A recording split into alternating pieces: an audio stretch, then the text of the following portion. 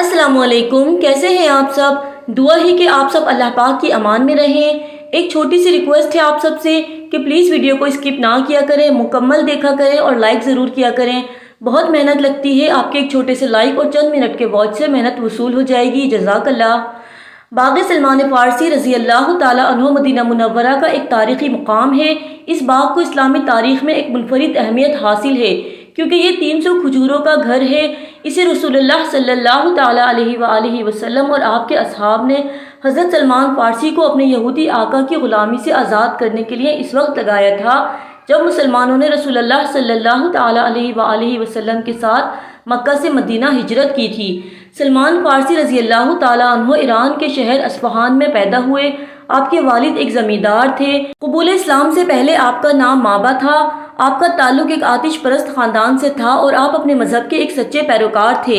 کہا جاتا ہے جب تک آپ آتش پرست رہے آپ نے کبھی اس آتش کو بجھنے نہ دیا، لیکن ایک مرتبہ حضرت سلمان نے ایک گرجا گھر میں عبادت کا منظر دیکھا تو آپ کا دل زرتشتی یعنی آتش پرستی سے اٹھ گیا۔ آپ کو احساس ہوا کہ عیسائیت ہی سچا مذہب ہے۔ جب والد سے اس بارے میں بات کی تو انہوں نے پیروں میں بیڑیاں ڈال کر گھر میں قید کر دیا کہ کہیں بیٹا اپنا مذہب چھوڑ کر عیسائیت نہ اختیار کر لے، لیکن آپ نے اپنا گھر بار چھوڑا اور دین حق کی تلاش میں نکل کھڑے ہوئے اور پھر شام اور موصل، نصیبین اور اموریہ میں مختلف پادریوں کی دینی صحبت سے فیضیاب ہوئے۔ لیکن آپ کا یہ سفر ختم نہیں ہوا۔ جب اموریہ کے پادری کا وقت مرگ قریب آیا تو حضرت سلمان فارسی نے ان سے کہا کہ میں نے حق کی تلاش میں بڑا لمبا سفر کیا ہے اور اب آپ بھی مجھے چھوڑ کر جا رہے ہیں، مجھے وصیت کیجیے کہ آپ کے بعد میں کس کی دینی صحبت اختیار کروں۔ پادری نے جواب دیا، آج دنیا میں کوئی شخص ایسا باقی نہیں جس سے ملنے کا میں تمہیں مشورہ دوں، البتہ اب اس نبی کے ظہور کا زمانہ قریب ہے جو ریگستان عرب سے اٹھ کر دین ابراہیم علیہ السلام کو زندہ کرے گا اور کھجوروں والی زمین کی طرف ہجرت کرے گا۔ اس کی علامات یہ ہیں کہ وہ ہدیہ قبول کرے گا لیکن صدقے کو اپنے لیے حرام سمجھے گا۔ اس کے دونوں شانوں کے درمیان مہر نبوت ہوگی، اگر تم اس سے مل سکو تو ضرور ملنا۔ اس پادری کے مرنے کے بعد کچھ عرصے تک آپ اموریہ میں رہے۔ کچھ دنوں بعد بنو کلب کے تاجر ادھر سے گزرے۔ آپ نے ان سے کہا کہ اگر تم مجھ کو عرب پہنچا دو تو میں اپنی گائیں اور بکریاں تمہارے حوالے کر دوں گا۔ وہ لوگ تیار ہو گئے، لیکن ان عربوں نے وادی قرا میں پہنچ کر ان کو دھوکہ دیا اور ایک یہودی کے ہاتھوں غلام بنا کر فروخت کر ڈالا۔ آپ اس یہودی کی خدمت میں لگے رہے اور نبی حق کی تلاش ادھوری رہ گئی، لیکن آپ کا دل ان سے ملنے کے لیے بےتاب تھا۔ ایک دن جب کھجوروں کے باغ میں اس یہودی کے لیے کام کر رہے تھے تو ایک آدمی آیا اور کہنے لگا، خدا بنی قیلہ کو غارت کرے، سب کے سب قبا میں ایک شخص کے پاس جمع ہے جو مکہ سے آیا ہے، یہ لوگ اس کو نبی سمجھتے ہیں۔ یہ سننا تھا کہ آپ کے صبر کا پیمانہ لبریز ہوا اور یہودی مالک کی ڈانٹ پھٹکار کے باوجود فوراً کھانے پینے کی کچھ چیزیں لے کر خدمت رسالت میں حاضری دی اور کہا، میں نے سنا ہے آپ خدا کے برگزیدہ بندے ہیں اور آپ کے ساتھ اور بھی کچھ لوگ ہیں، لہٰذا میں یہ کچھ صدقے کی چیزیں لے کر حاضر ہوا ہوں۔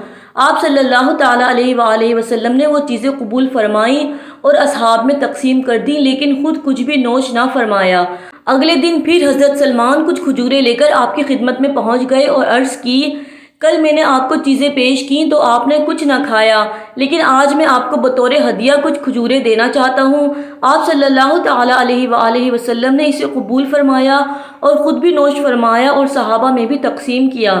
اس طرح پادری کی بتائی ہوئی علامات درست ثابت ہوئیں اور آپ نے مہر نبوت کا دیدار بھی کر لیا تو سچے دل سے اللہ اور اس کے رسول پر ایمان لے آئے، لیکن غلامی کے باعث آپ فرائض مذہبی ادا نہ کر سکتے تھے، لہٰذا آپ صلی اللہ تعالیٰ علیہ وآلہ وسلم نے فرمایا کہ قیمت ادا کر کے آزادی حاصل کر لو۔ جب یہودی سے پوچھا تو اس نے آزادی کی قیمت 300 کھجوروں کے درخت اور 40 اوقیہ سونا مقرر کی۔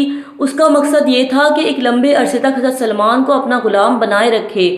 آپ صلی اللہ تعالیٰ علیہ وآلہ وسلم نے عام مسلمانوں سے سفارش فرمائی کہ اپنے بھائی کی مدد کرو۔ سب نے حسب حیثیت کھجور کے درخت دیے۔ اس طریقے سے 300 کھجور کے پودے اور ٹہنیاں ان کو مل گئے۔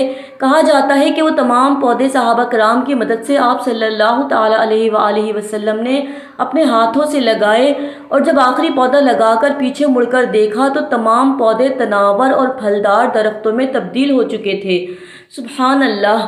اب سونے کی ادائیگی باقی رہ گئی، اس کا سامان بھی اللہ نے کر دیا۔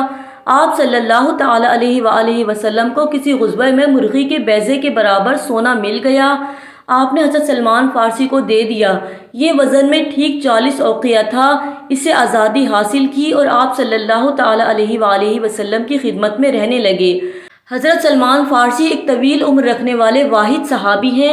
علماء کے مطابق آپ نے تقریباً 250 سال کی عمر پائی۔ حضرت علی رضی اللہ تعالیٰ عنہ نے سلمان فارسی کو 656 عیسوی میں مدائن کا گورنر مقرر کیا، مگر وہاں جانے کے چند ہفتے بعد ہی آپ کا انتقال ہو گیا۔ آپ کی تاریخ وفات 10 رجب المرجب 33 ہجری ہے۔ آپ کا روزہ مدائن ہی میں ہے۔ آپ کے نام سے کھجوروں کا یہ باغ اس وقت بھی موجود ہے۔ یہ باغ مدینہ منورہ سے تقریباً 5.5 میل کے فاصلے پر واقع ہے۔ حرم سے حضرت سلمان فارسی رضی اللہ تعالیٰ عنہ کے باغ کی سیر کی جا سکتی ہے۔ اس میں تازہ پانی کا کنواں ہے جو کھجور کے درختوں کو پانی دینے کے لیے استعمال ہوتا ہے۔ عمرہ اور حج کے لیے جانے والے زائرین وہاں جاتے ہیں، سلمان فارسی کے باغ کے کنویں کا تازہ میٹھا پانی پیتے ہیں اور دنیا کی سب سے زیادہ ذائقہ دار اور شفایاب کھجوریں خریدتے ہیں۔ ویڈیو پسند آئے تو لائک اور شیئر ضرور کریں، چینل کو سبسکرائب کر دیں اور بیل بٹن کو آن کر لیں تاکہ میری تمام آنے والی ویڈیوز آپ کو سب سے پہلے مل جائیں۔ اللہ پاک کے ساتھ جڑے رہیے، اپنا خیال رکھیے گا۔ اللہ حافظ۔